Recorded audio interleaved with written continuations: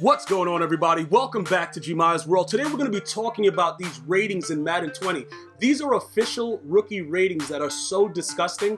I had to share it with you guys. Now, certain quarterbacks have already been started making bets like, yo, if you can win the Super Bowl with me, they're going to pay you. Like, I forgot which guy it was. He was on Twitter doing whatever he's doing. I don't know what's going on with these guys, but the ratings are really, really wild for this year. And it's been kind of concerning to a lot of the newer players that are coming in from, you know, they took a time off after 18, they didn't play 19. A lot of you guys want to know. Also, my veterans are wondering, like, what is EA's plan with this? All right, why would you rate a guy a 38 overall? Like, why is he in the game? Like, is this guy a human being? Like, you would think that a dead raccoon with rabies would be rated higher than that, but that's not what EA is doing. I'm going to explain to you exactly what's going on, and then possibly throughout this video, you will check out some of my other Madden 20 videos where I show you actual gameplay, and you can see what EA is trying to do.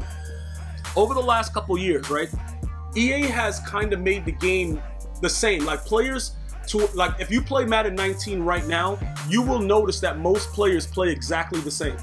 If you have Kyler Murray, and you know, well, with the exception of certain things like the way that they throw the ball, like if you use Kyler Murray and then you go to Michael Vick, other than them being left and right-handed, it's like the same thing. Like, they're gonna miss the same throws. Every quarterback is gonna overthrow a ball, like in the red zone. If you do a high point, no matter how wide open the player is, you'll get that at least a couple times a game. Everybody does it, like, get the ball down the field deep enough, regardless of their throw power. Cam Newton was one of the first 99 stock throw power players, and he threw the ball similar to other players that I had. Like, it hasn't been really uniform with the way certain things have gone within the game. So what EA decided to do was reduce the amount of players that have the higher overalls so you can actually see the difference, which is very, very smart. Because put it like this, right? If you walk around with Austin Cutting, bro, that dude is gonna suck so bad that you're gonna realize, like, yo, look, I need another tight end. Like, I gotta have anybody else other than this guy. He is terrible. And then in doing that, you will recognize any different upgrade. So when you look at this, like his awareness, his speed, acceleration, agility, strength, when you look at everything around those and you compare it to other players, you should be able to successfully determine why that player is not as good. And that's what the whole objective is. That's why they've scaled it back so much. This is why I'm very, very excited about what we're going to be getting into, because I really, really think that it's going to be different. Now, you guys can still be saying, yo, bro, same game, whatever. I cannot recall a game where rookies were ranked 38. Like, I don't know. I have to go back and look at it. Maybe we go back and take a look. But this year, it's kind of ridiculous and wild. And even with most of us that are going to be playing Madden Ultimate Team, when you look at the way that they're rating these rookies, you're going to be very, very surprised at the amount of silvers that are just really, you know, it's going to be really, really ridiculous. Like, these guys' ratings, it's an overwhelming amount. And it makes sense, though, so you can't really get mad at it. But I just, like, I was kind of looking at it like, yo, what is going on with this? And it's kind of ridiculous the way that they've done it. But when you kind of analyze, like I said, if you play franchise, and a lot of you guys that have been coming to the channel, you guys play franchise, and you guys are very, very interested in trying to groom players up to a certain overall to just be better, you know, to make them go out there and make plays and do whatever you have to do, because a lot of you guys go through that entirety of several seasons. You guys kind of go through it, and it's like a whole year process.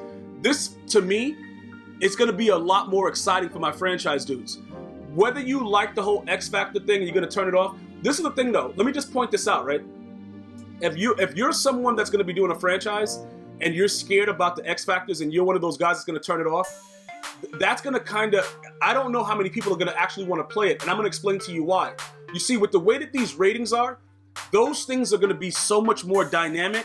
It's going to make your franchise that much better, in my opinion.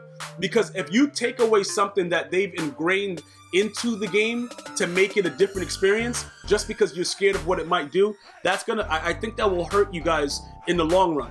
All right, so when you guys are analyzing doing this, I know that the way that it's like they're showing it to you, dudes are doing double me and it's like wild stuff.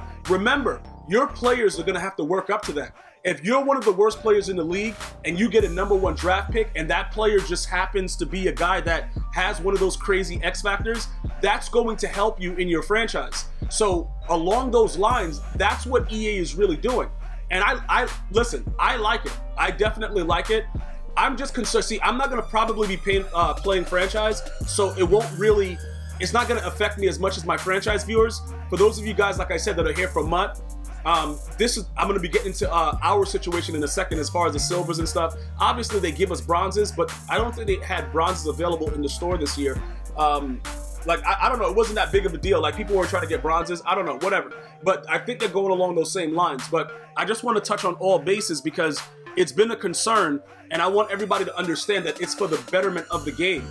Because you can't have, this is a situation, right? The last time I played franchise mode was Madden 17. If my starting quarterback got injured, my backup would come in, like he'd be like a 75, whatever, and he would pretty much do decent. Like, he wouldn't be like so trash that I, was raging, except for like certain times he didn't have the throw power. That was huge in Madden 17 with the that attribute. Throw power was really serious. He wouldn't be able to get the ball deep, so my opponent would, naturally know that. He would press me a little bit more, and then if I beat it, I wouldn't be able to get the ball over the top. But for the most part, everything else that they had to do, throwing the drag route, all that other stuff, you were able to do that. And with EA doing this, for my Regs players and my sim, my sim players that play franchise, when your starter gets hurt, you're gonna feel like like, bruh, this dude right here sucks. That's the whole objective. That's what they're doing. A lot of complaints have come through. All right, it's the same game. Everybody plays the same. Primarily, like I've said it regularly, bruh, every time I get a chance and I show it to you, I don't just say things, I show it to you with live gameplay, all right? Most of these players play the same, if not all of them. So now when you look at these things, when you look at what they're doing, and then you translate it over to Madden Ultimate Team, right? This is what's going to happen. People are going to realize, like, all right, if you're doing salary cap, let's just jump over to MUT real quick. If you're doing salary cap, you can no longer just put the worst player out there.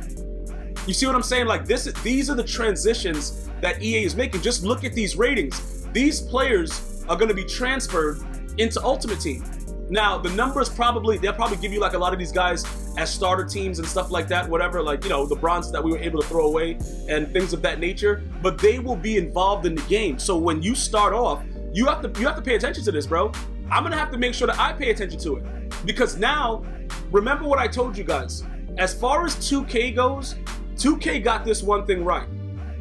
If the ratings on your player is stupid and it sucks, they won't play well. That's something that Madden was struggling with for a while. They weren't able to kind of differentiate between the way that players should play based on their ratings and, what they're doing on in the actual game. This is going to be the first year in a long time where I believe that we're going to be playing the game a lot longer throughout the year. All right? Now, we could go into the whole patching situation and all that other stuff like that. That's all fun and well. But this is something that I really wanted to point out. I really like this, as far as looking at these guys being lower overall, because I think it's going to justify the mode that I like to play a lot more. Whatever mode you play, though, it's all universal. I've pointed this out in other videos.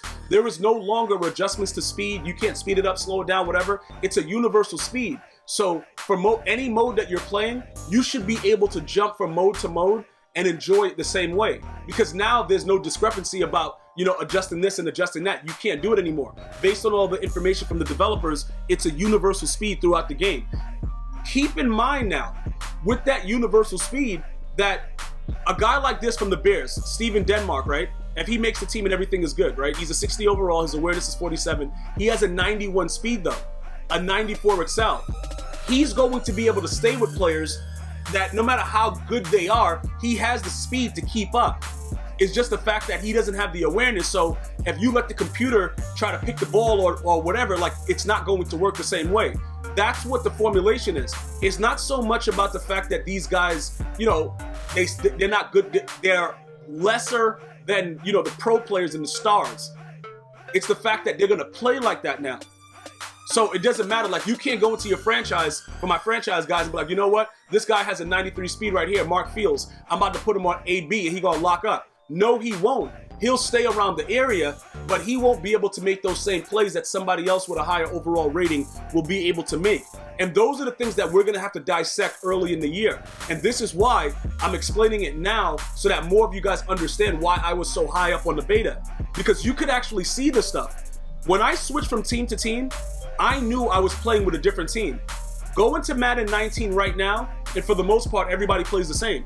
If somebody is really, really fast, like a Tyreek Hill, obviously he's not going to run like Michael Thomas, but you know, like, you can mix and match depending on the mode that you are. Like, the players will play the same. It wasn't like that in the beta. It wasn't like that with all the games that I played. It was a different experience with every single team that I used. That was unbelievable to me. So that's why when you look at these numbers and it's like a dude is ranked number 38, like what's this guy even doing in his spare time, dog? Like, why are you even doing that? That's the reasoning behind it. So that all the ratings matter. Every player is different. You take away the higher ratings and make players have to prove themselves. And in doing that, you can adjust the way everybody plays. So what I predict right now, if the game plays like the beta, most of us will play the game all year long. And it's going to be because of this.